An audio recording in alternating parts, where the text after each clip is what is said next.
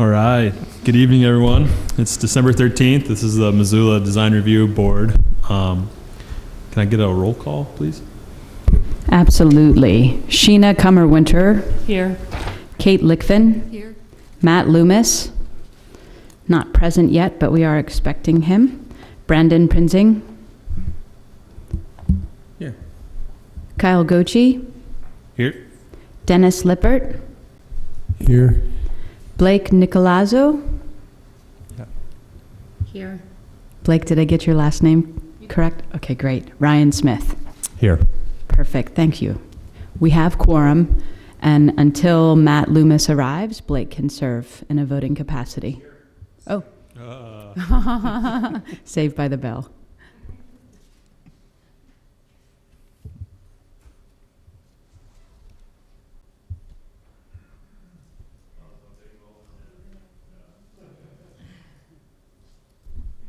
My apologies. Oh my gosh, there's a crowd tonight and everything.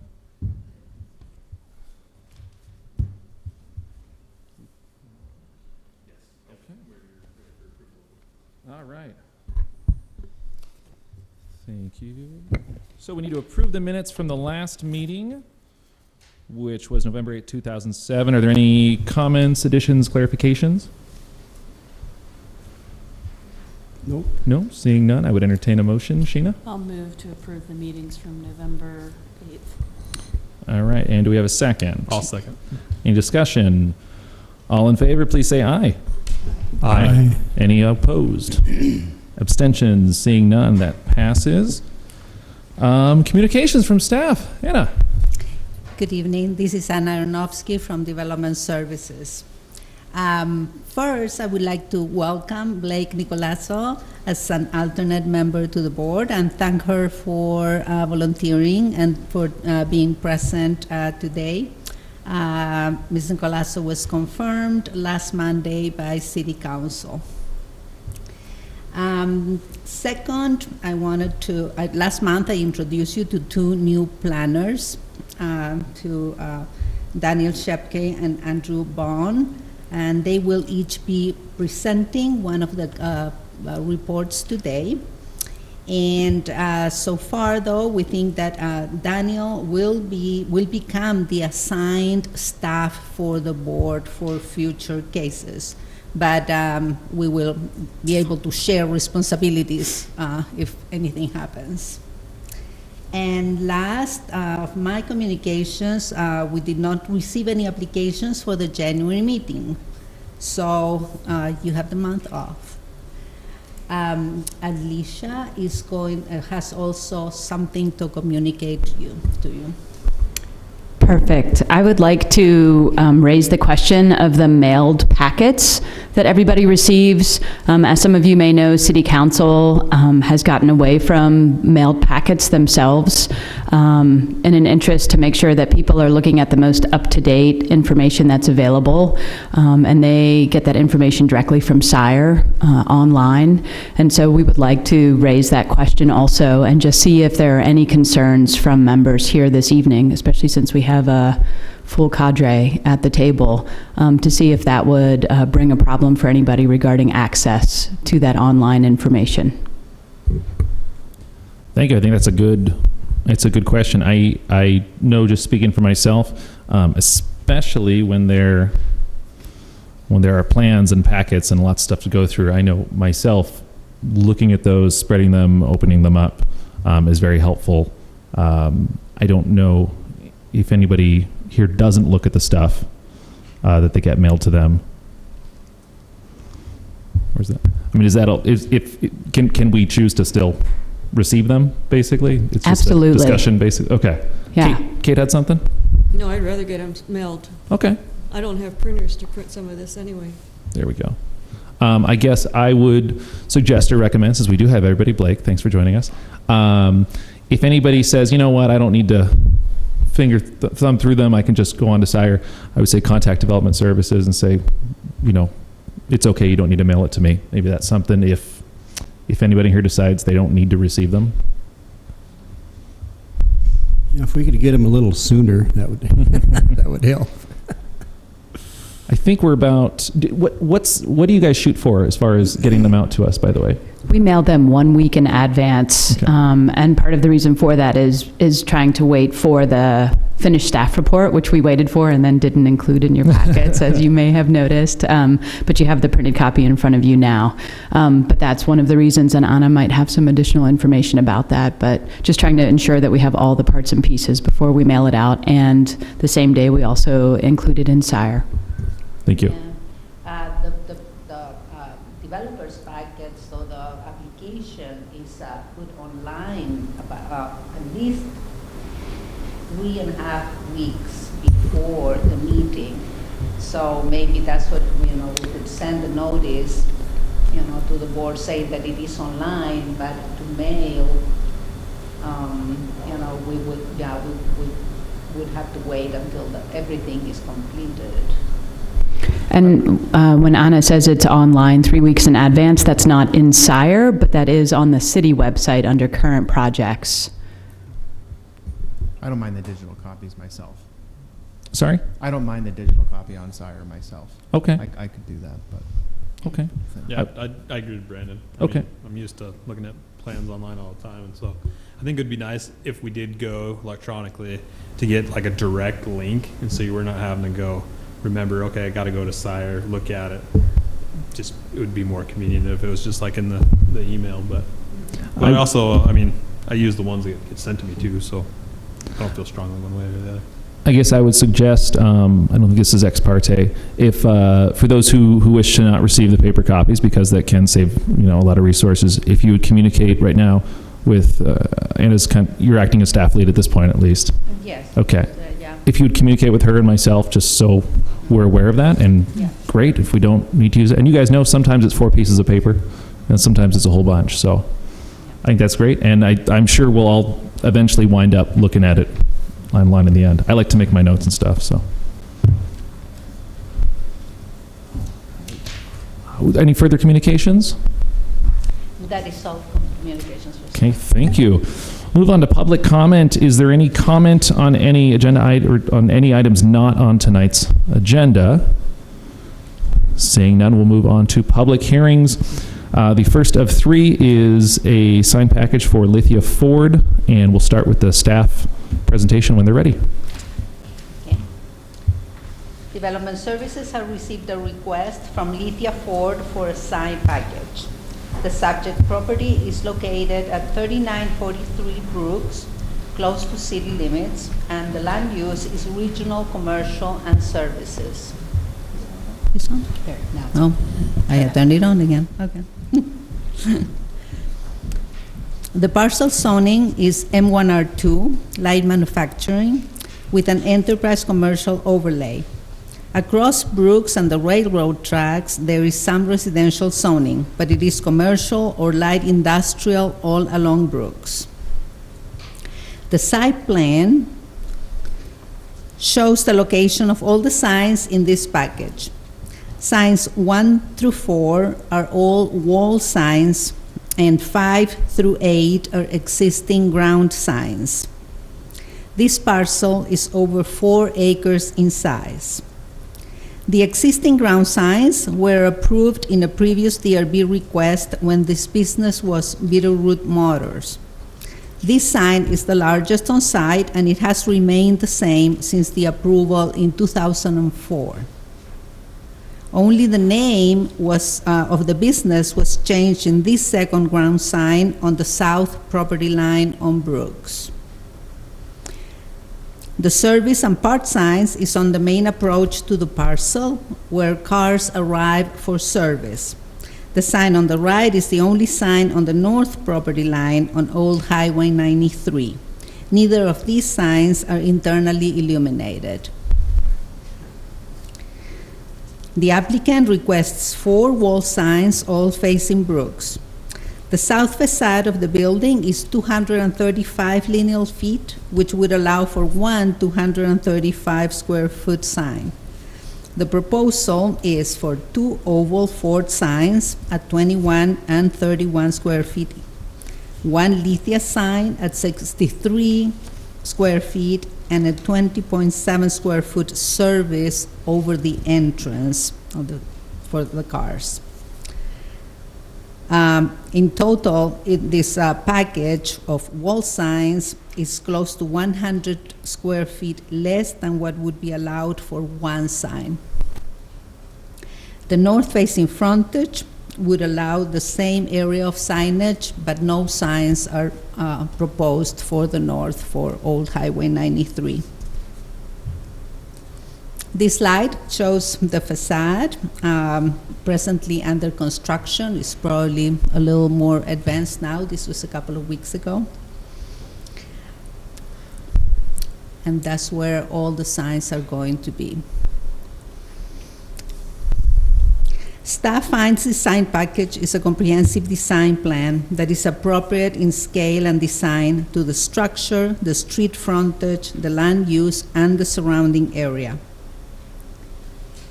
The recommended motion for approval is subject to two standard conditions: that no signage shall be modified without approval of a sign permit by Development Services, and no signage shall be added without resubmittal of an application to an approval from the Design Review Board.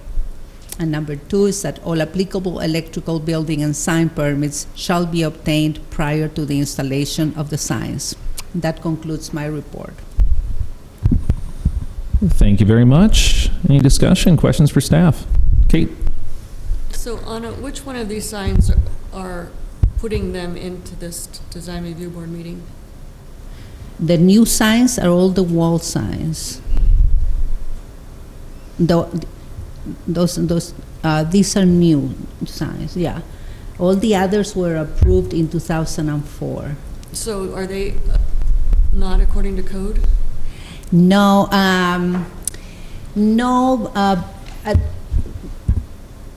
of the wall of the, of these signs, this one would be totally a permitted sign. This one could, it is larger than that would be permitted. And and this would be permitted, but it is the second ground sign on the parcel on that side. But it is the size would be allowable. And this one is too tall. Yeah, although, for the, in that parcel, it doesn't really look big because it is such a huge property. Yeah. It was pre-approved before. Yes, but it was approved, as I said, in 2004 for Bitterroot Motors Ford, Bitterroot Ford or something, yeah. I guess I want to clarify along those lines. So the 4 existing ground signs / directional signs, those were there, or those were approved as part of 2004. Yes. They've just been modified with staff approval. Yeah, they were changed. The Bitterroot name was changed to Lithium. Okay, but the size, shape, all that kind of stuff was there. Everything is the same. Okay, Yes, thank you. So, yeah, just along that line, to confirm, the new wall signs are all total 100 square feet less than what is allowable. Yes, So those aren't triggering. they are, because there is more than one sign on one gotcha. frontage. So that is the reason, is that there are more signs than permitted, but the size, of course, would be allowed, and the total of the size would be allowed. And the distance of separation, correct? The distance separation makes that they are separate signs. Okay. Yeah, you cannot count them as one. Right, I'm saying if Yeah. they're close enough, yes. Yes. This is just a facade? As far as the exterior, it's just a facade improvement, it's not an expansion? There's not expansion, there's a whole remodel of the inside Okay. also. So the lineal frontage is roughly the same as? Yes. Okay, thank you. Yes. And then currently, or previously rather, sorry, was there just, what was the exterior signage? I know there was 1 or 2 Ford symbols on the building. Yes, I did not, I do not have a slide. There were 3 or 4 signs also, and that was, they had been approved in the 2004.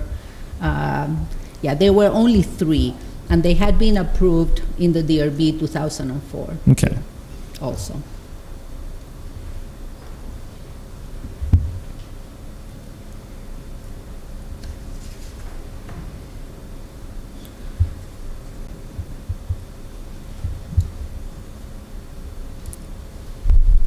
I guess I did have a question for staff. I know that, or at least, sorry, in my mind, historically, no matter who the owner, it seems like there's always temporary signs. It seems like there's a lot of unpermitted signs.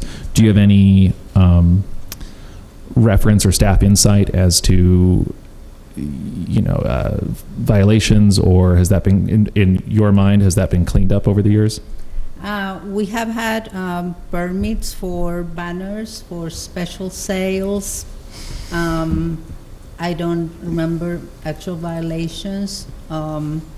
We do have now, in the modifications that were done to the sign ordinance, we do have an allowance for temporary signs along the year, and the owners and, would have, they would have to comply with our ordinance of requesting a banner for special occasions. There is going to be a maximum size now, though. Yeah. Thank you. Any questions for staff? My only question for you guys, I'll admit I think we've learned to cringe when a car dealership comes our way, because sometimes it just is much. This is a lot more downplayed than I expected. So that was kind of a pleasant surprise. My only real question for you guys, because this is something that's come up, car dealership or otherwise, is the redundancies. I know they're 2 different signs. I know they're 2 different sizes, but the Ford logo appearing twice, we've tried aesthetically. We are the design review board. We have shot that down other locations. We've even said, you can have a sign there, just don't have that sign there. So I don't know if anybody has an opinion on that. I realize they're spaced by a large distance. I understand the one over the main entrance makes perfect sense. The other one just seems kind of extraneous, although it is a large frontage. So I didn't know if anybody, Brandon. Yeah, I would agree with you, Matt. It does seem a little bit odd that there are 2 of the same, and they're varying scale, and it just doesn't seem to make a whole lot of sense. So I would second you. Oh. Looks like it's on. No? Green light, just go close. Okay. Yeah, I would second what you're saying, Matt, about the duplicate signs of the Ford badge. It does seem a little extraneous and unnecessary. Okay. But I do appreciate, I would agree with you, with the downplayed, car dealership theme. It does seem like it's very sympathetic to the building and so forth. So I do appreciate that. Kate, Well, doesn't Lithia also have Toyota right next to it? separate building, separate, yeah. So maybe that second logo is for the people going to service, knowing that they're going to the Ford dealership and not going to the Toyota. Possibly. Yeah. Ryan? I would add that to that point, there is a lot of other Ford signage on site, ground signs.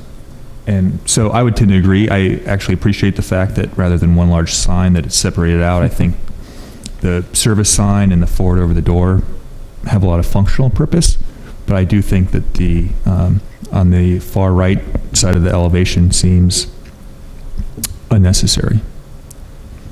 Anna, were you? I would like for the applicant to explain a little more that there is a function of some of these signs. Do we have an applicant or representative? So Yeah, we if have you an applicant here? come on up, introduce yourself, please. Yes. I'm Shane Mourneville. I'm the general manager of the Ford store. I moved here a couple years ago. And what you're saying, the far right, the reason for that Ford sign is just that if you look at the Toyota side, and how many people we have traffic coming in, and we go back and forth, directing people. That was the reasoning behind the Ford sign right by Service.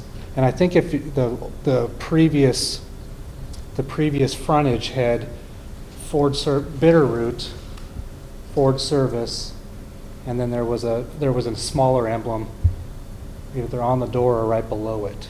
So rather than do multiple different things, they put that over on the side, Service, so it was clear to mark, and then the Lithia and the oval, and made the oval smaller right on the front, so that we stayed within those parameters. But to also specify, just like you said, that Ford Service is there, because we do run into that very consistently. So just, I'm sort of guessing out loud, the placement, is that a, 'cause I used to get service there all the time, to be honest. Is that a false wall, or is there actually, That's a false wall. Okay. Up in the front, so that you can park behind without, and that's existing right now? yeah. Okay, thank you. So the placement of the sign there, is that kind of because, well, you got a big blank space and it's near service, that's a good spot to put it, or? And to separate it, it's Ford Service. Okay. Correct. They have a couple different signs that you could put there. It could be a quick lane sign. I mean, there's a plethora of things that you could put, but we figured to keep it simple and keep it so it looks professional, put a Ford Service, Ford right in the front, rather than overdo a bunch of different emblems. No, and I would, again, my personal taste, instead of, if we were going to say that, well, the amount of signage isn't really bad, the total square footage, if we all agree with that, and we said, we don't want you to have Ford there, choose something else. The Ford badge is, it's well known, which is a good and bad thing, because everybody knows what it is, but it's also, it's kind of understated. It's less busy than, say, I'm sure you have a rental car program and you have a quick lane program. And so, honestly, if we were choosing between those, I'd say keep the Ford. It's 2 colors. It's simpler. And the quick lane comes with an orange, accent and whatnot. And I personally pushed to not have that. I thought clean Okay. would be best. I Sheena. know what you're talking about with the redundancy in the past, but this building, just with it so long and with that, it is kind of directional because of service. I don't have a problem with Okay. it here. Any other questions for the applicant? Not a question, but I would just add, it does look a lot more cleaned up than the previous building. And I know, Yeah. I don't know if it's because the awnings or something, or, yeah. right. So I appreciate that. I think it's something we should consider. I guess my question, because this is something that I think we didn't think to ask when Toyota was, when that building was built. I believe it's got like a lit up wall, for example, which is not a sign, but is very illuminated, and we were not aware. Is there any No. thing like that? The aluminum stuff came off today, so you could, if you drove by there now, you would see exactly what it looks like minus the signs. Okay. It's the only part that's illuminated would be the glass that's right behind it when we're open. Okay. So, no, it is not lit up. Thank you. In that front sign that was there, grandfathered in the front, the one that says that lights up with words and whatnot, and that one was actually shrunk. Was that a Toyota sign? No, that was a Bitterroot sign. That's that right. one right there. So that one right there had like another level to it. Yeah, I do remember it. Yeah, it had taller, yeah. like a B, like the Bitterroot on there. So that one was shrunk down to out of there. I had questions about that at one time on what was allowed with that. I mean, can you change that reader board in there with the right approval? A separate subject, but I didn't know. Any further questions, discussions, motions, comments? I've got, I guess, maybe a question for the group. Does anyone else looking at this elevation think, given 2 Ford emblems, that if number 2 were the same size as number 1, that the design would be more balanced across the elevation? I was curious about that, but I'm less qualified. I than mean, other there's people already here. a sense of hierarchy with the first 3 signs. That's my first impression, just looking at it. And I'm just curious if any of the other designers in the group. I'm thinking that Have a they're thought. doing it because of the area of the space that around each sign. Around the one sign, it's smaller in the gray area, so that fourth sign is smaller. The other area that's covering a bigger wall, so it's in proportion. And we are looking at the smaller one is 21 square feet versus 31 square feet for the larger one. Right. But thanks, Kate. That's a good point.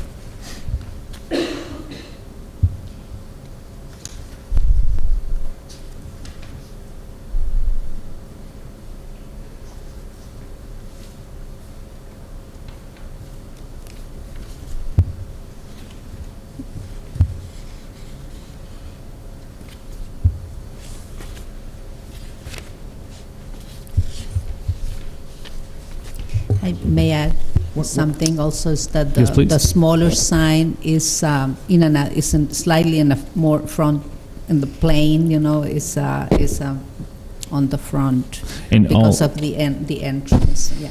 thank you. And the other three are all on the same They're plane, all the correct? same. Okay. Yes. That's one thing that stuck, that was obviously noticeable, is it's the same sign, but it's not the same sign. But I was guessing, yeah, that the entrance was kind of a pop-out. Sheena, did you have something? I was going to make a motion. Okay. So I move that we accept this sign package subject to the 2 conditions of staff. Okay, so we have a motion from Sheena. Do we have a second? I'll second that. We have a second from Kyle. Is there any further discussion?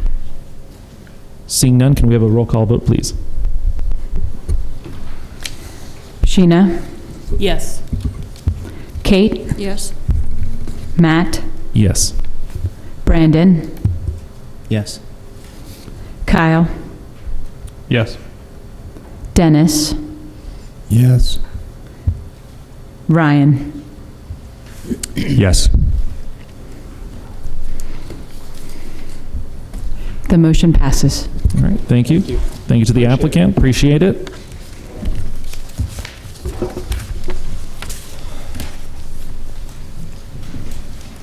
Okay, next up, way too far away to read it. Okay, next up, we have a sign package request from Noteworthy Paper and Press, and we'll have the staff report when you're ready. Thank you. We have received a request to review a sign package from Noteworthy. Noteworthy is a letterpress printing and stationery store which recently moved from its location downtown to a building at 219 South 3rd West Street.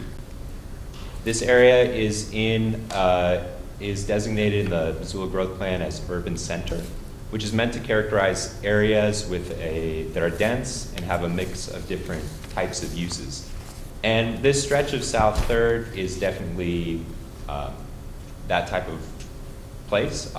Directly across from Noteworthy, there's a building with apartments up top and retail spaces on the bottom where there's Boom Swagger Salon and Bernice's Bakery. To the east is a commercial space that's currently for lease. And to the south and west, there's a range of different types of housing, from apartments to single-family homes. The building is in an area that's zoned RM1-35. Retail is not normally permitted in this zone. However, the building has historically been used for retail, and Noteworthy got a legal non-conforming status, which it inherited from the building's previous occupant, the Missoula Food Bank. Although it has legal non-conforming status, however, residential sign restrictions still apply to this building. In residential districts, buildings are allowed 24 square feet of either wall signage or ground signage. Noteworthy is asking for a wall sign that is larger than the allowed 24 square feet and a projecting sign, which is not an approved sign type in this zoning district. In May, we received, this is a site plan from a building permit we gave to Noteworthy in May for a comprehensive remodel of the interior and exterior of the building. This sign package is part of that comprehensive architectural plan. The 2 signs will be on the front facade. The noteworthy sign will be a wall sign that's 43.2 square feet, and the projecting sign will advertise a business space that they have for lease in the back of the building. This is a rendering of what they will look like on the facade of the building. They will be illuminated by existing wall-mounted lights. Noteworthy paper and press will be painted on a metal section of the facade which breaks up the brick on the facade. And the projecting sign for the tenant in the back will be on the northeastern corner of the front facade. This is a rendering of what it will look like. There'll be white painted letters with a gold drop shadow. The design is meant to be reminiscent of old painted signs that are on many of Missoula's historic downtown buildings. This picture kind of shows you the corner where the proposed projecting sign will be. The projecting sign will be similar in design and placement to projecting signs in the building across the street for Bernice's Bakery and Boom Swagger Salon. Both of those are technically not permitted signs in their B district, but Bernice's Bakery's sign was approved by the DRB in 2004, and the Boom Swagger Salon sign replaced a legal non-conforming sign. This picture just shows you, gives you a feeling for what retail buildings in the surrounding area look like. So in conclusion, the proposed signs are appropriate for the use of the building and comparable to other signs in the area, and they're part of an architectural plan that meets the overall purpose and intent of the Missoula City zoning ordinance. So we move that the DRB approve the requested sign package subject to the two standard conditions. Thank you. That was my presentation. Thank you very much. Discussion, questions for staff? Kate? Can you tell me again where the projecting sign is going? Yeah. So if you see here, it'll be right on that on that same like flat section of the facade. It'll be, I think, 9 feet 9 inches from the ground, right on that corner. You can see it approximately like here on the site plan. It would be a few feet inset. So how high? It's 9 feet high? Yeah, so from the bottom, it would be 9 feet 9 inches high. I think the total square footage of that sign is 6.25 square feet. In reading their letter, I just want to mention something. They mentioned a hand-painted sign, which I would kind of point out as being pretty successful, very nice kind of touch. So I don't think you quite mentioned that in the staff. Thank you for clarifying. You know, I know we occasionally come across these where it's essentially residential zoning, so they're allowed a sign that's this big. You know, the size of that sign, if it was LED illuminated, I don't know. The materials they're using, I think, makes a lot more sense. It fits the building. I don't know. Let's see, directly across, is that residential as well, or is that commercial to the north? It's Zone B. It's the building with Bernice's Bakery and Okay. Swagger Salon. And so it's mixed use, isn't it? Yeah, there's apartments up top and then the retail spaces below. Okay. But it would be permitted right across the street, right, in B2? Yeah.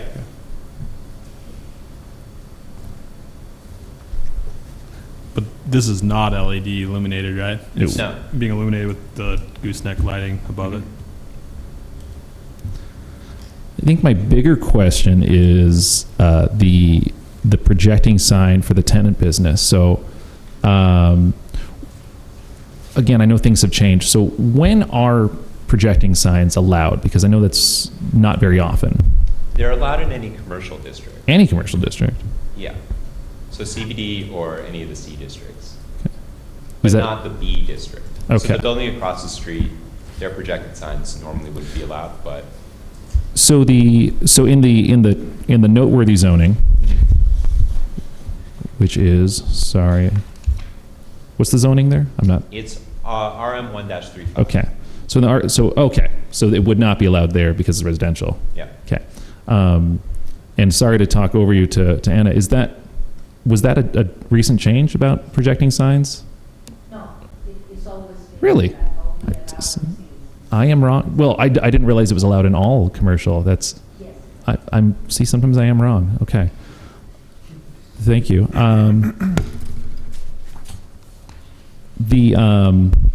Okay, so that takes away a lot of that. In the letter, it says the business tenant would be in the back southeast quarter of the building.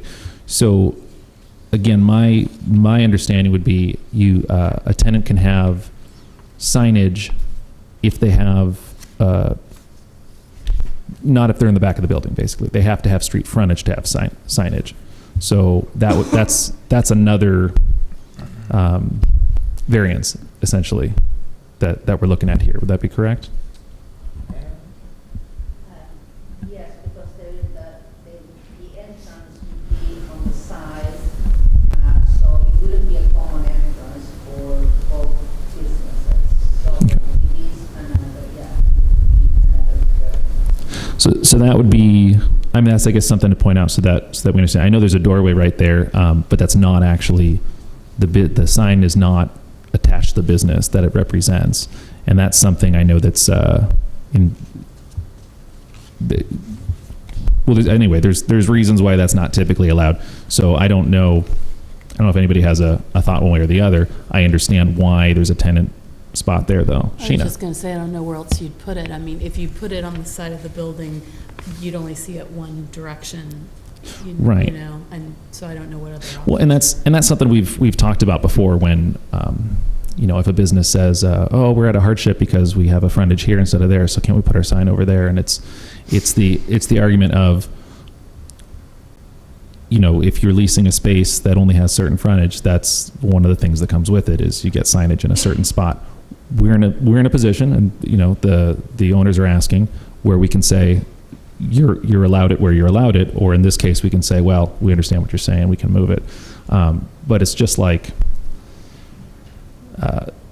I'm not to pick on them because it was approved. Why am I the Top Hat was something, for example, where they said, well, you can't see our sign from Higgins. Well, you're not on Higgins, that's why you can't see your sign. And that was their argument was, well, we want them to see our sign. Every business wants their sign seen from everywhere. So I understand why they're asking for it. They just don't have frontage there. So that we know what we're looking at, what we're approving it, that kind of thing. So next to it, it looks like there's a little overhang with a sign hanging down. Is that true? To the left of it? I think that's a separate parcel. Yeah, I think that might be a sign, maybe even for the people in the house behind. It might be all the way back there. I can answer that. Okay. The space between the two buildings. Would you to come up to the mic? Sir, and say yeah. your name for the record? If you could come up, introduce yourself, please. Hi, everybody. I'm Amy Dolan. I'm one of the owners of Noteworthy Paper and Press. And I'm Taylor Valiant. I was going to speak to Kate's question about the space between. That was pre-existing to our ownership. It is a garden space between the two buildings that was installed by the Missoula Food Bank. It's a garden. It's got orchard trees. And we own about 4 feet to the east of that building. you So don't that own gate little is, area- that little thing that's hanging down, you couldn't put a sign there? They could, that is but actually you going to wouldn't- go away. That's Well, not going to stay. Yeah, so the food bank put that whole fence up, so that fence is probably going to go, because the issue is right now that neither I nor the neighbor own that, and neither of us really want it, so it's going to come down. Also, when I feel like where that sign is and the size of that sign, for a business to be back there, it would be pretty tricky to put a logo on that would be seen by traffic driving by because of the height. There is a section here in 20.75.080, signs for businesses that lack street frontage. And it says, maybe I'm reading this wrong, but it says one wall-mounted sign that is not directly illuminated and that does not exceed 4 square feet. Is that not referring to the frontage, being on the street frontage? I assume that it did. I think that would apply to commercial zoning Well, district. Okay. I mean, theoretically, Yes. I hear So what you're think saying. that's what we're It's an asking for. It's meant to be like an identification sign. Let's say you had a 3rd-story office, that kind of thing. Exactly. So yes, you're right. There, it allows for a type of identification. Absolutely. And you're just saying, well, instead of just having this identification, can we have a little better identification? Yes. Okay. And I guess in the same way that we are asking for the variance for the main sign to be treated like the commercial area across the street, we're asking for the tenant space to be treated the same way, right? Does that make sense? Sheena. Taylor, you are asking for that sign to have 6.25 square feet. Is there, are you basing that on? I don't know where that Bernice's or- number actually came from. I'm sorry to speak over you. I didn't give that number, but, and I don't think that Bernice's Bakery sign is any bigger than this. So what is that, like 4? I don't. 4 feet by 2 feet. I don't know, square feet. Could be. Yeah, so I guess it could be. The estimated size in the application letters is 2.5 feet by 2.5 feet, which is roughly 6 and a quarter yes, square feet. yeah, I think staff just did the math. Okay. We don't do math, no. So in that case, it was 2.5 by 2.5, just a, you I don't threw have- something at a wall and. Yes. We don't have a I design tenant. because we don't have a tenant. Okay. So we just want it, and it makes the space more appealing Sure. to a Yes. tenant. Yes. If they know they are visible from the street. It doesn't say specifically, at least in the staff review, if that would be lit or non-lit. Not lit. Thank you. That would be, and again, so if we're doing that sign, I mean, Bernice's is essentially you're walking on the sidewalk, you see it type of thing, and that's how I see this Yes. really functioning. And then lit, there's a whole other host of problems and stuff. Okay. I have a question for staff. So this sign, the projected sign's not designed yet. Will there be an approval process of the design once that takes place? Or are we just giving them a wholesale green light for anything that's 2 by 2'6" by 2'6"? Yes, essentially. I mean, I think, Ryan, now that they just changed the ordinance, correct me if I'm wrong, Anna, but we wouldn't be able to dictate what that sign says anyways, because of what was changed. I mean, we could. Well, we could talk about the. Not the sign. content. We could deny it. But the style or the design or, Right, which- the size of the Ford logo, that kind of thing, Right. we can Which say. would be what we're approving now, though. Yeah. We're approving the size, we're style. Well, not, But we haven't seen the style. It would be in Well- keeping with right, and I- design. it's a sticky thing we come into. I'm thinking of, geez, I feel like this happens all the time. When we did Tremper Shopping Center, the rear of the building was along Russell Street was approved for tenant signs up to X square feet. I think 2 tenants took advantage of that, and the other ones basically have a green light to put whatever they want there, as long as they get a sign permit because it's permitted. We didn't get to say what they looked like, what the material was, any of this kind of stuff, and that's one of those odd approving before we even know what the sign is. Not that we wouldn't approve. This is small, but yeah, it's an odd position to be put in. And, That you know, we'll let you put whatever you want, kind of thing. I'm yeah. apt certainly to believe that you would, and I think that the rest of the sign package is tasteful and appropriate for the location, but that does give me a little heartburn that we're approving something that we haven't seen. And we can, I think we added something in Tremper's example. I think we added something basically directing staff to, do this or do that. And we can add a condition of approval that that staff, when they approve, because it has to have a sign permit to go up anyway, that before issuing the sign permit, staff make sure they feel like it's in character with the rest of the building or in character with the neighborhood. We could say something like that. Okay. Which still we don't know, but we're going to trust whoever staff might be. I mean, it might be, hopefully it's in a couple months, but whenever it is, or for future tenants, same type of thing. They'd have to follow the same rules and restrictions. Also how it's attached, because that's important with the wind. You're right. Thank you. And that's That's a you guys question. Although, a question for staff, on a just basic sign permit, that's part of the permit that is submitted anyway, is how it's, what the material's being used, how it's being attached to the building, and it has to meet certain requirements, correct? Yeah, that's correct. We'd review those details when we get the sign permit. Okay, thank you. Kate? So now I have a question between the people in the back using a sandwich board as opposed to using the sign on the building. Since you don't have a ground sign, as far as I know, you can still have a sandwich board. So does anyone have any feelings on 3 signs then? Or 4 signs? The sandwich board is a thing that I think we used to look at as, like you're saying, as an additional sign, especially in the CBD, which this is not. Sandwich boards have there's a lot higher capacity now for those. It's sort of become, as I see it in the sign code, just a given. It's not really considered a sign. It's just there. I see what you're saying, Kate, because they can choose to use I believe they can choose to use a sandwich board, and I believe the other tenant would be able to use a sandwich board, and then it would kind of be their discretion. Is there room on the sidewalk? Are people even paying attention? That kind of thing. The size, the more I think about the size of the projecting sign, really small, and I was even looking at the building thinking, okay, well, can we lower it? And no, we shouldn't. Height-wise, I don't think it should be lower, so that it's not interfering with pedestrians. I'm guessing that's hanging over the sidewalk. Would that be correct? Yes, there's a sidewalk there. And it's, is 2.5 feet from the building, is that on private property, or is that protruding into the right-of-way? It'd be protruding into the pedestrian right-of-way. Okay. And can we, was that the public right-of-way? Mm-hmm. Okay. Can we permit that, or can we allow that?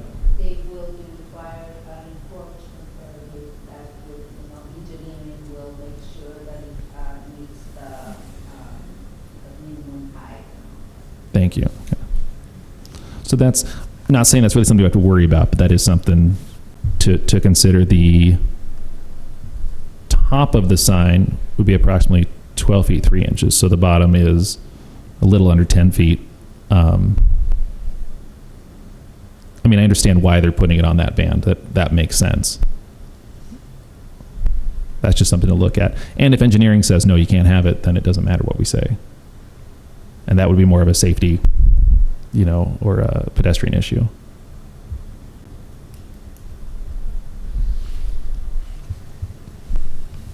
Will you two have a say over what that projecting sign looks like?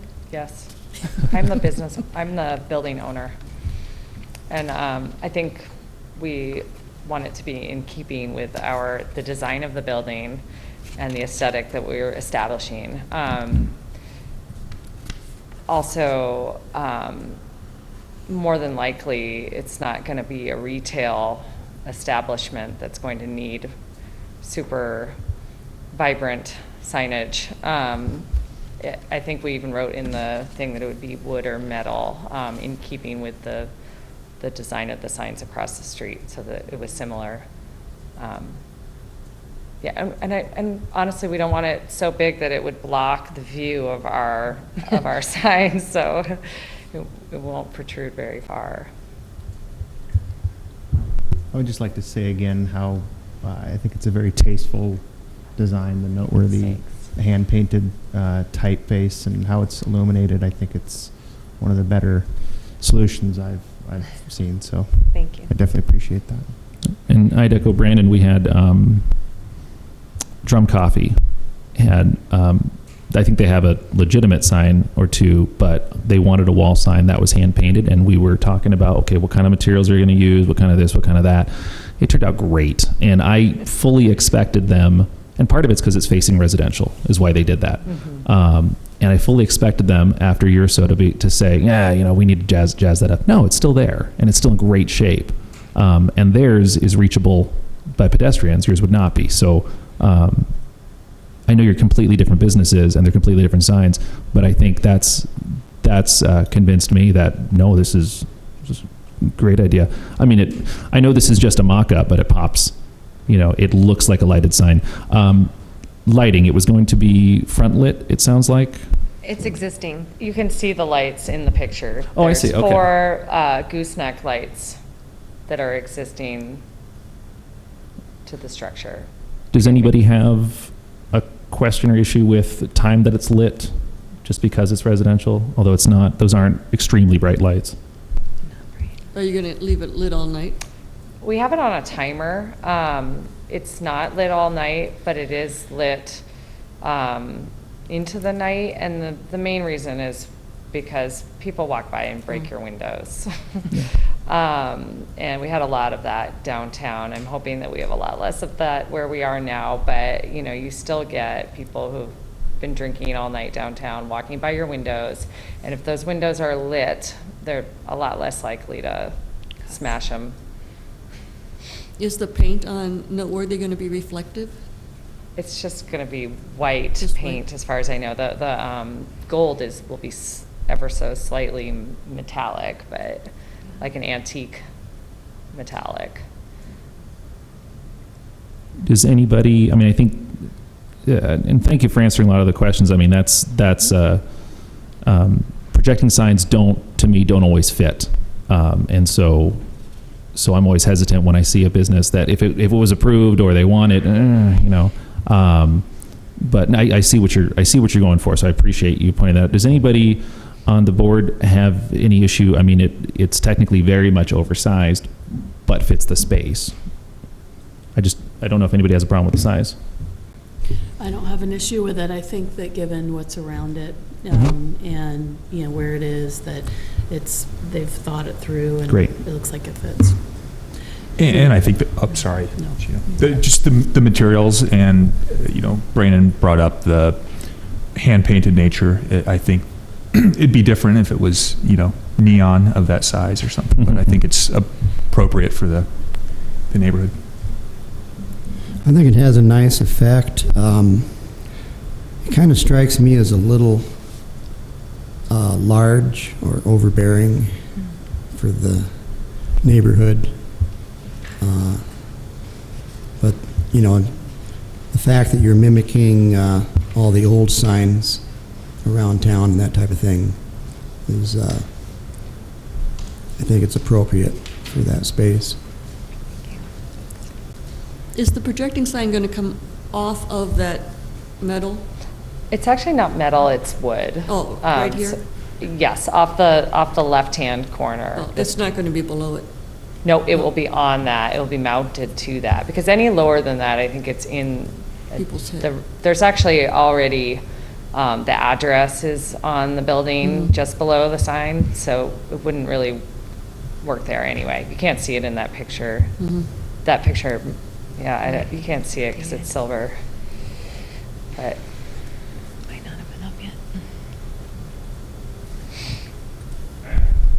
Well, if there's no more discussion, I'd like to make a motion to approve the package with the 2 staff recommendations and adding a 3rd recommendation that says or a 3rd condition, saying that the projecting sign must be wood or metal, hand-painted, and non-illuminated, in keeping with the historical aesthetics of the building.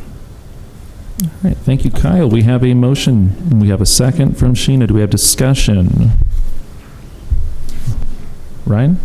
Yeah, I'm just curious if there's a precedent for a condition that would allow for some review by staff.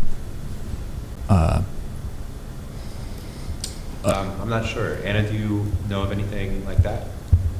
I am trying to remember. I am pretty sure that must have been, but I can't remember. So I guess maybe Case right now. another question.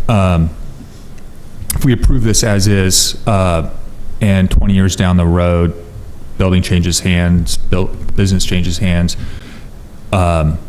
will a new projected sign have to receive new approval? We do give them those conditions. Yeah, they will many cases, for instance, that you say that, yes, to approve this sign, but it cannot be illuminated. That will follow the sign. Okay. Always, yeah.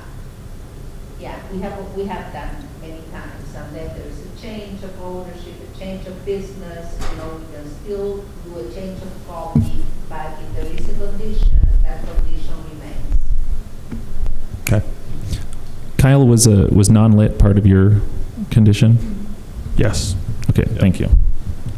All right. Good questions, Ryan. Any further discussion? Kate? I just want to say, these are two designers, and I don't think they're going to do anything that's going to look bad on their own building. No.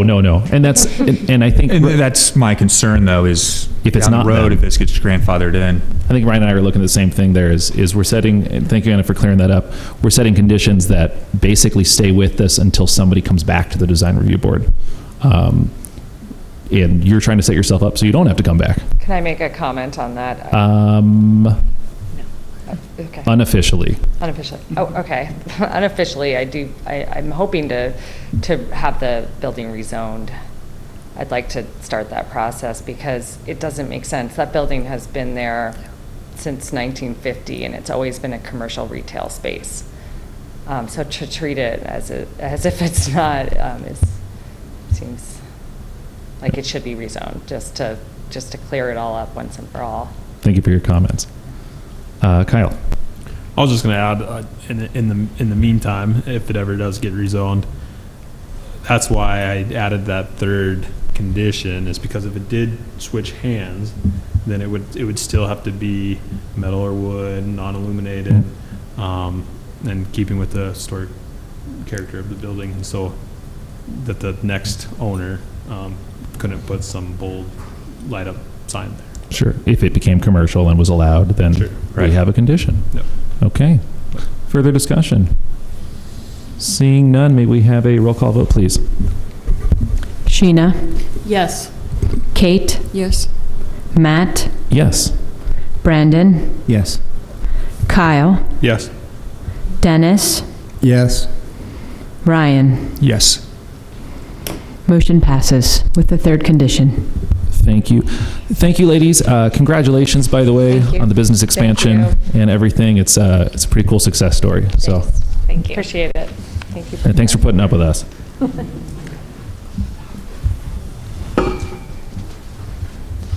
right, are we swapping out the driver's seat? One more. All right. Okay, and next we have another sign package review, this time for Lucky's Market at 2901 Brook Street, and we'll have the staff presentation.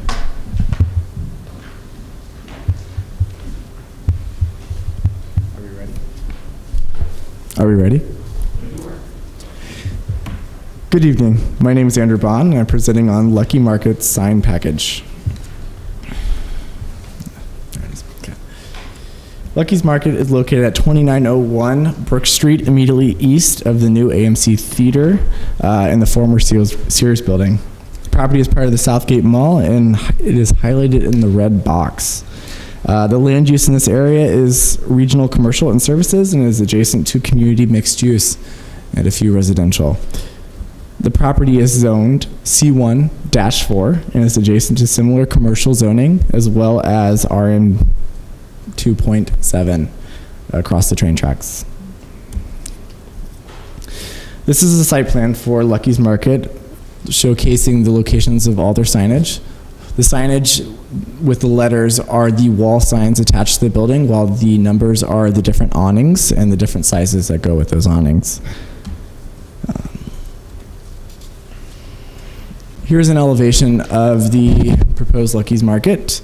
The building permit has been approved and the construction is taking place as we speak.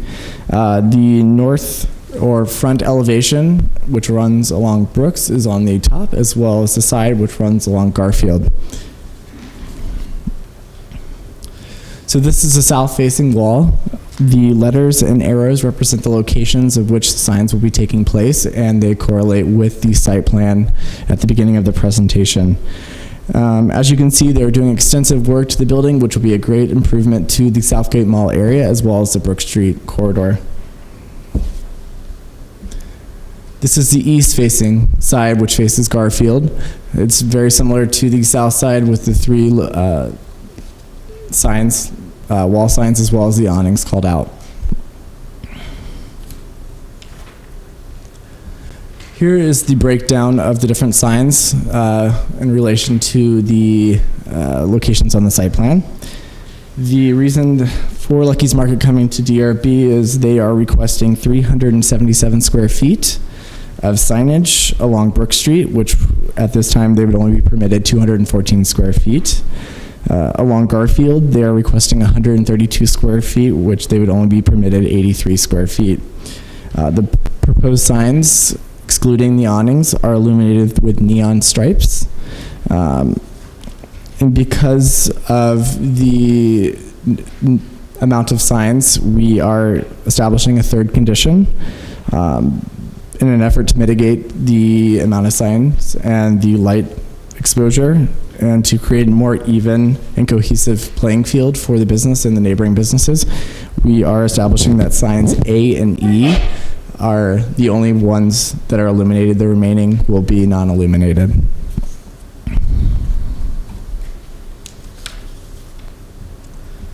Here are some adjacent pictures in the next 3 slides of signs that are either recently approved, like the AMC Theater, or existing signs such as the JCPenney's or the World Market and Bed Bath & Beyond. It's very similar to see the single prominent sign highlighted with channel letters, as you can see in these pictures, and in an effort to make it more cohesively blend with the surrounding buildings. So in conclusion, staff recommends approval for this sign package with an additional condition that establishes that all signage remain non-illuminated except for signs A and E as shown in the site plan. The standard 2 conditions do still apply. Thank you. Thank you very much. Save the biggest for last. Any discussion? And Blake, you can ask questions if you want.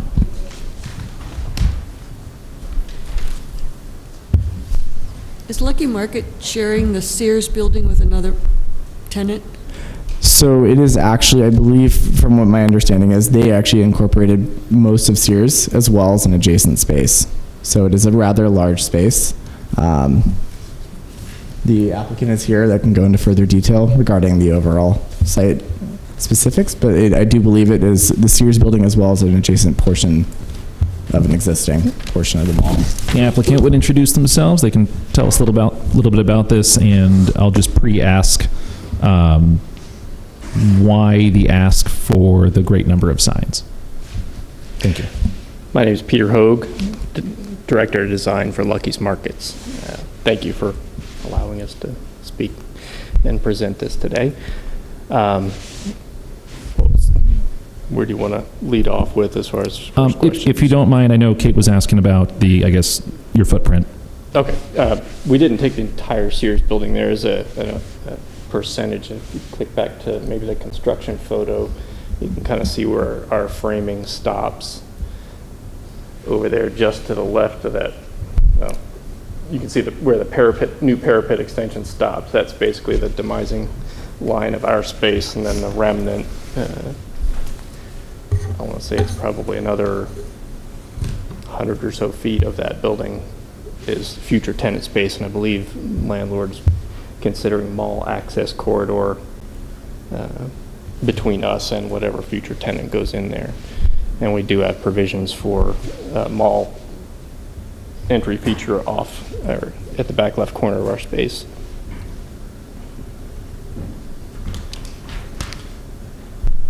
So they're going to have a sign too on that little wall next to yours? Likely. Yes. Yeah. I know that personally I've been to one Lucky's that was much smaller than this in Billings.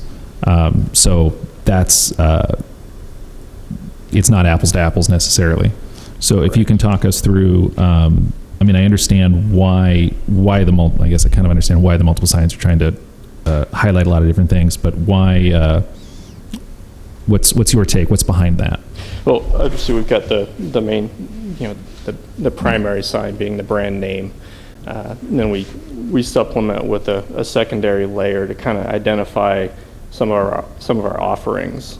We are a young brand, just opened our 25th store, so and we're scattered across the country right now. So there's not great brand recognition as to who we are. So we try and give some flavor of our offering in exterior signage. As far as this one looking different than Billings, again, we've grown up a little bit and refined our look, and this is a pretty solid representation of a standard sign package for us, understanding that every municipality has its own guidelines, and we adhere to that. But given that we don't have a pylon sign per se out on the main road, this is our chance to put a foot forward. So all of our street presence is effectively on the building. So that's some of the rationale behind the quantity and number of signs that we have. And all along those lines, a question I probably would wind up asking, and we asked this of AMC was here last month. They're a little bit different because they're a new tenant, new space, everything. But you guys are actually filling a spot of a tenant that did have pylon sign recognition. Has that not been discussed with them all? I see it's not part of this package. It is by right, or what's in the lease is just we get Sears' little placard out on the pylon sign. Okay. So it's a pretty small piece of the pie compared to, say, Denny's or Wendy's or folks that have prominent signage on the building and then have a pylon sign that in many cases is bigger than what's on the building. Question for Andrew. I know Anna told us last time that the mall is discussing perhaps a comprehensive sign package. And I always forget this, and I ask every time. When an applicant comes,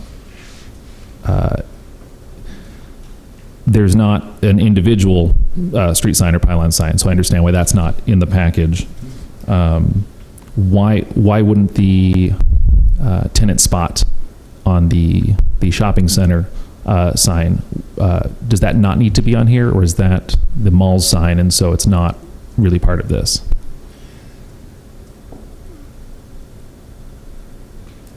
It would need to be included with this to ensure that we were able to keep track of the signage that is present on the site. I wasn't aware of the tenant space on that little pylon, so that could be why it is not present in the application. Otherwise, it would typically be known and established that this is an allotment of signage within this pylon, as well as the building signage and then windows and whatever other signage that is present with the applicant and the property. And that's my understanding, and I assumed that it was you were not told that. Okay, so we'll ignore that part and just we're talking about the building. Sheena. I have a question. So in that drawing, under Lucky's Market, those are, the main sliding doors, right? Correct. And then what is the one under the L? Is that? Is a roll-up door. So it's a glass garage door, effectively. So it looks kind of like service bay, kind of like a market entry point. When the weather's nice, we open it up. That's where the produce section is, perishables, and there'll be outdoor market merchandising, seasonal items spill out on the sidewalk, just to make it a little bit more inviting. It acts as a secondary entry, again, when the weather permits. And Sheena, I think I was looking at it the same way. If that's an entrance, okay, it kind of makes sense to have something there. I was curious, is this any affiliation with the Lucky's Market food chain in California? It is not. It's completely different. Correct. Huh. Okay. Kyle? I think staff mentioned that only A and B are internally illuminated. The package has all of them being internally illuminated. So, A and E. A and E. So what they originally, they proposed with this application that all signs essentially, except for the awnings, be illuminated with red neon. What we are conditioning is that only signs A and E are the ones that are illuminated, while the kind of the secondary signs that aren't the principal part of the business remain non-illuminated.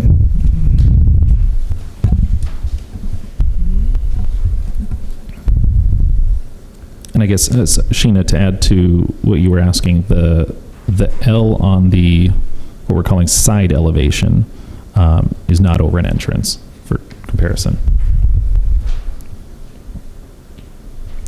Andrew, what's the current allowance for logos on awnings? You consider those as full signs? They are not calculated in the signage. So they are essentially sort of incidental to the property in that there are rules associated with awnings. No more than 70% of an awning based on the dimensions can be covered by some sort of a letter, logo, so on. But it doesn't count towards the overall signage allotment. So of the 214 square feet that are permitted for the Brook Street side, the awnings don't count towards that. It's all wall signs. And so for a standard sign package, if there was a 214 square foot sign, normal height and everything, that would be permitted, and the awnings would be allowed as well with logo. That is as correct. long as it meets. Okay. As long as it meets the code for the awnings.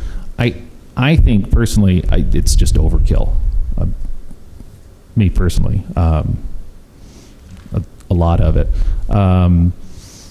We had a chain of grocery stores in Missoula that just remodeled all 4 of theirs. In some cases, added signs. In some cases, took signs away. A lot less than this, and so I'm trying to find something comparable. I totally understand, if the brand is new to the market, you got to shove that brand and make sure everybody sees you, and I totally get that. But I would also say this is at the main entrance of the mall. That's noticeable. What do you think is overkill? The number of signs or the number of lucky signs? I think both. I mean, I think the number of L's, definitely. I think although the awning, we get to talk about the awning because it's part of a sign package. Otherwise, we wouldn't get to. I think that's just unnecessary, but it's a small thing. I get it. That's it's a small thing. I understand why let's say the tertiary signs like Fresh Produce, Natural Foods Cafe. I understand why they would want them there. I appreciate the staff's recommended condition of that. I'm still deciding if I think that's still too generous. I've learned a lot from being on this board about, having signs over entrances. We just talked about the Ford sign. The Ford sign was not over an entrance, the second Ford sign, but it was near an entrance, and it looked better there than if it were at the entrance, and that kind of made sense. If the cafe had a separate entrance, for example, that would kind of make sense. It seems like a lot.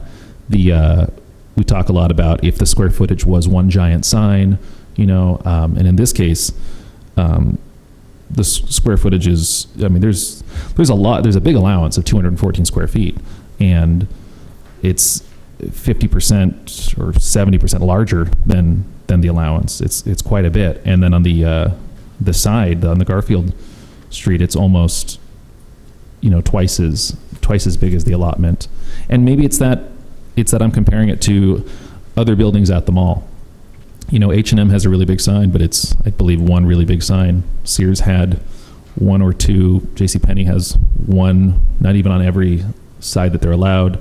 AMC, we just had a huge building, much more frontage, but fewer signs. So if we're comparing it to the area, well, granted, it's a commercial hub, it's a commercial center, you kind of expect signage. For the rest of the complex and the rest of the building, it's a lot. What did they have in Billings? I couldn't tell you. I don't know if you can. I think I'm not even sure that they're neon there. I think it was just typical red-faced channel letters. Probably just Lucky's Market, maybe on a couple faces, but not going to have the different departments identified. How attached are you to the L's on the awnings? We could concede on the L's on the awnings. Because I agree. That's- It's not the number of signs for me that's the issue because of the, the nature of the white ones with red lettering. There are a lot of L's. And I think if that was reduced, it would be less busy for me. Sheena kind of took the words out of my mouth. I see the tertiary signs as kind of a nod to this traditional block of multiple storefronts, and I think that there's a certain amount of charm to it, and I think I don't mind that concept at all. Particularly non-illuminated, I kind of like it, but the number of L's, I think it's really redundant, and it kind of takes away from that sense of differentiation between the different signs when you have that same awning with the same L under each one. I had a couple, sign-specific questions. One is, and I might be using the wrong terms, will the awnings be underlit? No. Okay. No. Thank you, because I would say that would be a distraction. But, and then I want to make sure I'm reading this right. On the Lucky's Market sign and I guess on the L, the stylized L ribbon as well. Are those two types of lighting? No, it's all double stroke neon. Because I'm reading channel letter, but it's not an internally. It's a channel letter, but it has a clear polycarbonate face on it. Okay. So then you have the neon is exposed as a light source, but you're limiting some of the roosting. Thank you. So it appears one way in the daylight essentially, and a separate way lit up. Pretty much, yeah, because the interior is red. Okay, thank you. Yep. And will they be lit all night? No, they're only lit when the store's open. Are you going to have 10 outdoor seating by the cafe? Yes. Might be another reason for the awning. Although there's no awning by the cafe. Nope, you gotta turn to the next page. You can see it. You can see it as well. It's beyond. The cafe exit is actually right underneath where it says natural foods. We're taking advantage of kind of the natural architecture of it. What's behind that corner glass element is actually cafe prep area. So back of house, it is a little bit out of alignment. We could potentially flip those positions if anybody wanted. As far as I guess like floor plan, so is the cafe essentially in the corner or in that general area? It's in the corner. Okay. But there's the cafe service counter Close. bar area is, that last 15 feet of corner. And then you have an indoor seating area and an outdoor seating area. Can I just ask you a logistics question? Sure. Since the produce is going to be under where you have that lit L, and the cafe is going to be over where you have natural foods, why don't you have the signs above where they're supposed to go in? It just didn't balance out right. We tried a number of different paths that way and felt it just looked better having the messaging all on the one side and the branded L over the secondary entry of the garage door.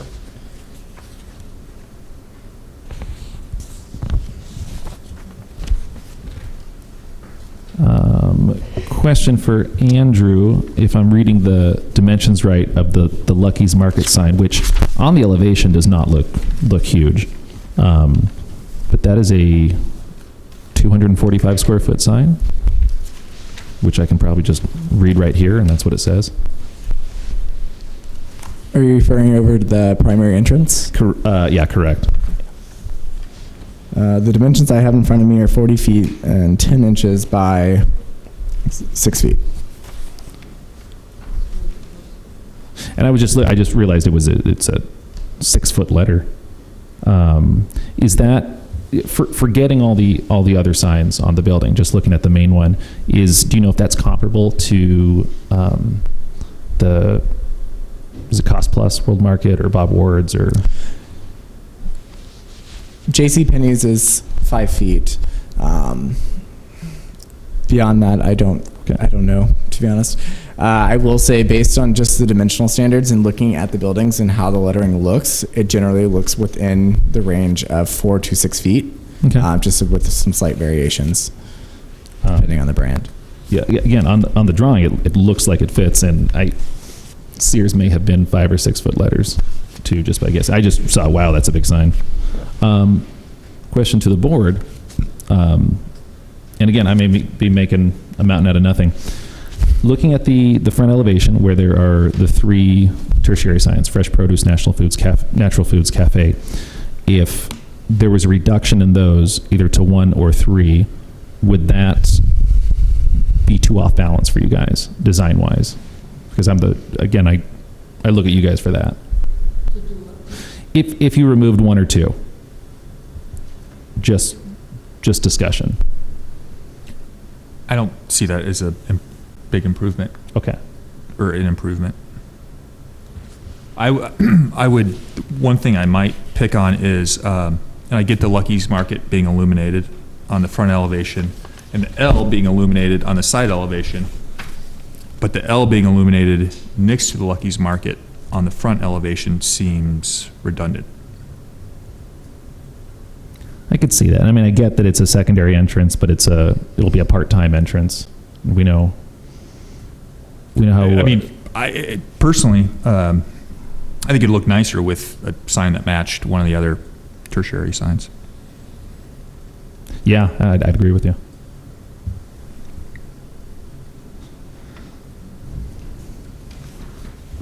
Kyle? I'm just curious how the applicant feels about that.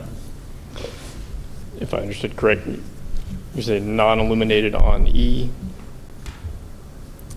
I think on the front elevation. On the front elevation. But the side elevation. Side elevation would remain illuminated. It seems appropriate because it would be the only lit. Right. Yeah, and it would be there. that would be the Lucky's, the main primary Lucky's sign on that side elevation. And then Ryan, aren't you saying taking that L off the front and putting another sign that says something other than fresh produce or? Yeah, I mean, and I'm not privy to the store layout and what you guys have traditionally done. I just think that would read better. It would have a nicer balance. It would continue that sense of a traditional block of storefronts. I agree with that. I am so worried about that little space next door, what they're going to have to do to overcome having all these signs next to them, what they're going to ask for. I don't think it's such a small space though, the future tenant space. I mean, it still has a pretty darn big frontage if you look at that site plan. 100 feet or so, right? There's no scale on this, but I would say at least. Lucky's is 216. Oh, sure. Yeah, for sure. At least 100 feet. At least 100, yeah. Not more. It would qualify as a junior box in general retail terms. Yeah, exactly. I'm seeing another, Bed Bath Beyond or something, Yeah. Could I go back to maybe one comment or topic that you had, Matt? Go ahead. On the main sign. I don't want to get stuck on the dimensional height of it or not, but the sign box itself is 6 feet high, but when you look at the detail for that, the actual copy height is somewhere down in the 4 foot range. So thank you. I just don't want you envisioning, giant. No, thank you. That L in that does help, and I just switched over to that. Okay, Yeah. And so the box really is only visible when it's lit, correct? The exterior box of Lucky's Market. Not sure I follow. The white field, the red frame, that's all visible, but it's not illuminated. The only thing that's illuminated is the internals of each channel letter. Oh, okay. Yep. Sorry, I don't have it in a large format, but I have a picture of a store on my phone. If you guys wanted to take a look at that, I'd be happy to pass it around. I did some research on this, but I realized that as companies grow and evolve, you're constantly tweaking things, and even though branding is supposed to be identical, it never is. There's always updates and there's always tweaks. I understand what Ryan's saying. I get that. I think it would look, my opinion, but I'm not with the supermarket. I think it would look a little bit better, but I don't have necessarily a suggestion that I think is dynamite. If you did another sign in that area, what would you put on it? I would toss that to the marketing group to come up with a new name for. Can you drink while you shop there? What's that? I can't. Can you drink? Yeah. You put drink while you shop. Occasionally there's a beer, wine sign, spirits, depends on the department and what the ordinances allow. But Florida is a little loose. We do have a sip and stroll program there. So yes, you can drink and shop. That's all I'm hearing from anybody, yeah. Is that everyone was thinking that? the same thing, Yeah. Kate? And I say, just, We all well, heard- let's, we all let's, heard the rumors. let's let them open and we'll see what, what permits they get. What is, I don't think it's too tall. I can't tell what the height or what the top of the Lucky's Market sign is. About 20 feet, 22? It's 20, the building is 28, it looks like. Bear with me 1 minute.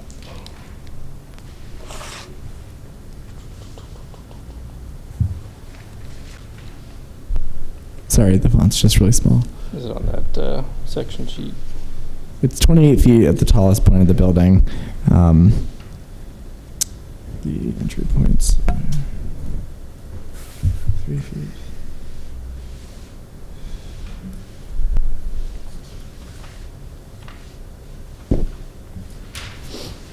I cannot answer that at the moment.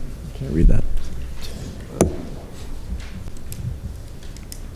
Looks like it could be around 25 feet to the top. That 3-foot band there at the bottom, and the 3-foot windows at the top. Yeah, it's about 18 Well, feet plus to the roof. Yeah. Yeah, I think Oh, okay. anywhere from 16 to 18. 1710 is the top of the vestibule bump out, and the sign kind of splits that, so you'd be right around 20 feet to the top of that main Okay. Lucky's Market sign. Thank you. Here's a question. I know what the mall is looking for. I mean, realistically, it's a destination. People are driving to it. Is the storefront and specifically the signage, is it for this? Is it built for pedestrian? Is it built for traffic? Is it built for both? I think it's built more from a pedestrian scale, given, I mean, the malls generally aren't, but the amount of detail and work going on this one feels much more pedestrian scale to me than kind of a traditional big box strip center. And that's why my question, about the height is, if you're building to pedestrian, you don't want a 30-foot high sign, that kind of thing. Okay. Right. And, a 35-foot high parapet probably wouldn't be uncommon. I don't know what cost plus and those at least. parcels over At there, least, maybe yeah. a little bit newer. We're constrained by the kind of the existing shell there, but this one feels a little bit more pedestrian than most. I think I've asked enough questions. Comments, concerns, discussion? Suggested conditions, motions? I mean, I would start a motion to what I think I've heard, and then we can evolve if everybody's ready for that. So I would move that we approve the sign package subject to the 3 conditions of staff, also subject to removing the L's from all the awnings, and also subject to, or amending the staff's non-illumination of the L on the front elevation. Does that make sense? Yeah, I would just make that a separate condition. Okay. The non-illumination of the L. Okay. Done. Okay, so we have, excuse me, we have a motion. Do we have a second? I'll second. And Kyle has seconded. Do we have discussion? Kate? What if we took that L off and put another sign there? Is that another motion? Sheena would have to I just worry that amend. we're crossing we're infringing on a little bit on telling them what to put there, that discussion we had earlier. Well, we can't tell them what to say in the sign, but we could tell them that Yeah. the size of it. Exactly, and we have done that before, where we kind of we then gave, well, sort of like with the last applicant, sort of an open. We don't know what it's going to be, but it needs to be in line with this. So hypothetically, we could say, okay, strike that L and have a sign, similar size, build color. Before I were to amend a motion, can I ask the applicant a question about that? So I think you said you'd throw that to marketing. So is that the constraint you could work with, that if you were given a condition that you could still have a sign there of the same approximate size as, well, I guess they're all a little different, but the natural foods. They all have the same height, and then Yeah. copy determines length. Do you think that's something marketing could work with? Yes. Okay.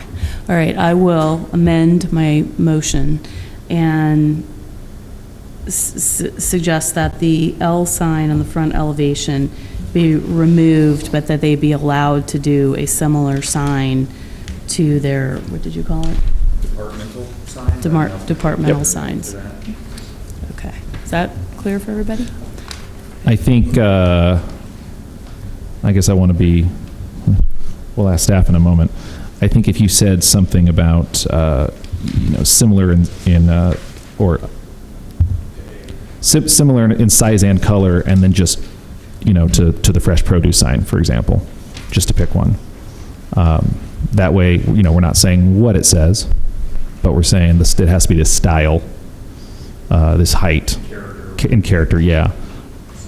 I think if we identify it that way, not that the applicant's going to come back with something green and gaudy, but it's more direction so that when a sign permit is given, staff has something better to work with. Yeah, you could say sign C, sign D. Signs located or referenced on site plan with letter.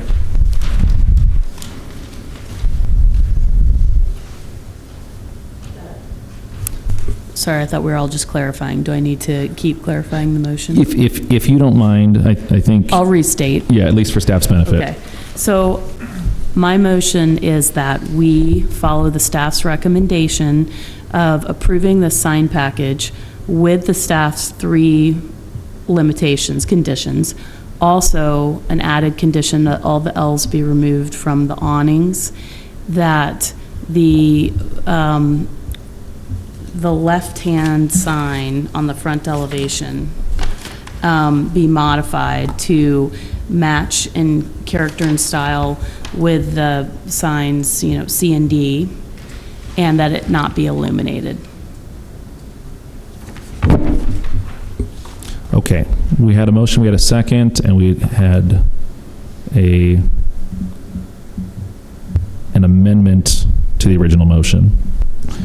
I'll second that amendment.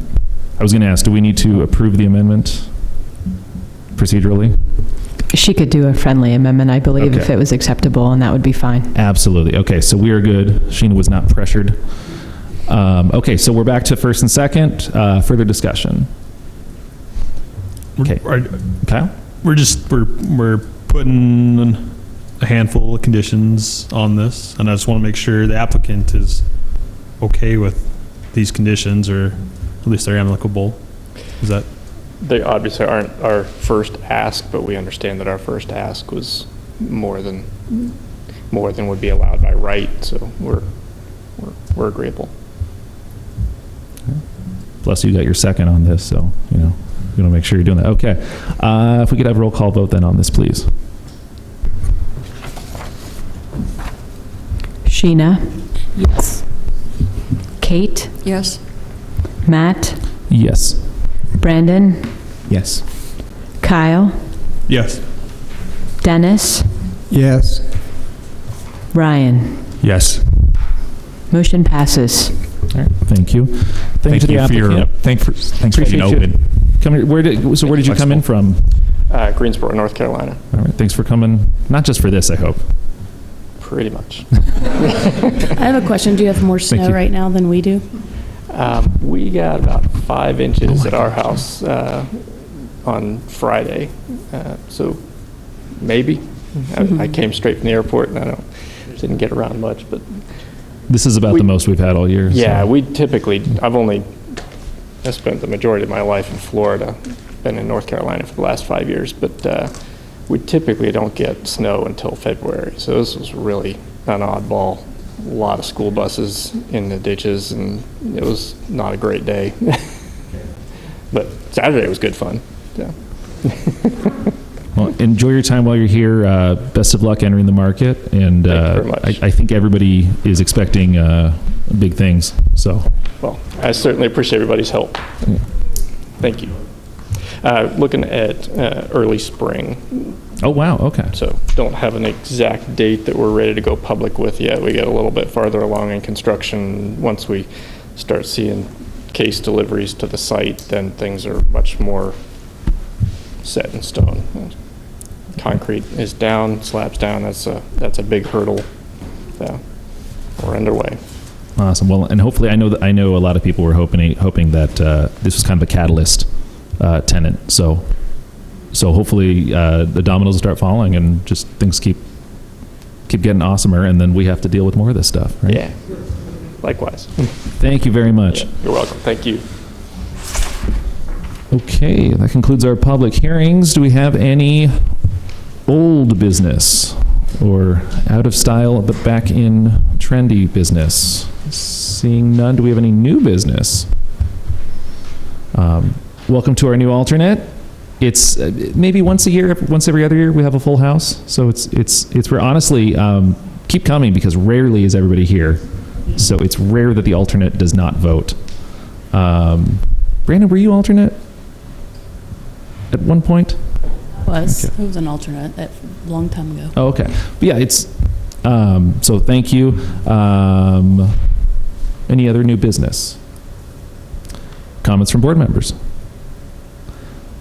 Since we're all here, happy holidays. Merry Christmas, happy Hanukkah, and happy New Year since we won't see you in January. And thank you to Daniel and Andrew. Okay. Thank you very much. So sounds like we'll see Daniel more often, and hopefully we'll see Andrew at some point. Awesome.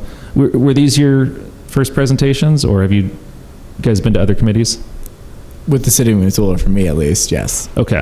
All right. No, nice job. I mean, I hope that's not sounding condescending. It was legit. It was prepared. Someone's training you well. So, and I hope we'll see Anna again, at least babysitting maybe for a meeting or two. I don't know. I'll always come back. All right. And that's the thing. If you guys do move on to bigger, better things, at least we get to keep her. So, but I think that was it. Can I have a motion to adjourn? Motion to adjourn? We got a first. We got a second from Kyle. That's right. I'll second. All right. Everybody said yay. And we are adjourned. Thank you. See you next year.